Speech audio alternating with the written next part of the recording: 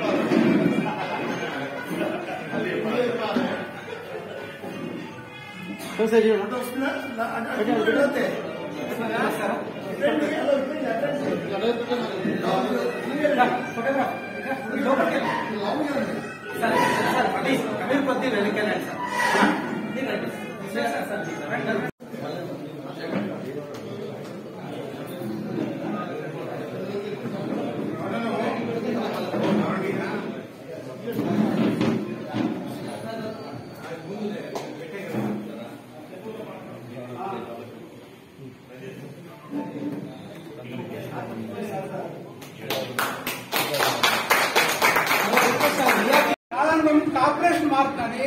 మనం కూడా కాదు మనం స్వీకరించి మనం కూడా ముందుకు తీసుకెళ్ళాలి. ఈ రోజు కస్టమర్స్ యొక్క అభిరుచి ఏ విధంగా ఉంటుందంటే ఫాస్ట్ సర్వీసింగ్ అయిపోవాలి, క్విక్ సర్వీసెస్ కావాలి. వాళ్ళకి టెక్నాలజీ కూడా ఎక్కువగా అడాప్ట్ చేసుకోమని చెప్తున్నారు. కాబట్టి మనం కూడా దీన్ని అడాప్ట్ చేసుకుంటూ ముందుకు వెళ్ళాలి. నవంబర్ 29లో కొత్త పాలసీ లాంచ్ చేసింది ఎల్ఐసి. ఏంటంటే అది జీవనోత్సవం. నవంబర్ 29 ప్రారంభించాక కొద్దిగా స్తబ్దుగా ఉండే వాతావరణం ఒక్కసారిగా వేడెక్కింది. ఎంత వేడెక్కిందంటే స్టార్టింగ్ డే నాడే 25,000 పాలసీలు అమ్మింది. నిన్నటి వరకు 3 లక్షల పాలసీలు దాటి 100 crores ఆఫ్ ప్రీమియం దాటుకుని ఈరోజు మన ప్రైవేట్ ఇన్సూరెన్స్ కంపెనీస్ కి కాదు, భారతదేశంలో ఆర్థిక సంస్థలన్నిటికీ ఒక మెసేజ్ పంపించాం. మేము ఎటువంటి పాలసీలు లాంచ్ చేయగలము, మా ఎటువంటి పాలసీ లేదా అమ్మకాలు మెసేజ్ మన పంపించడం జరిగింది. దీన్ని మనం అయితే మనం ఇక్కడ ఆలోచించే విషయం ఏంటంటే జీవనోత్సవం చాలా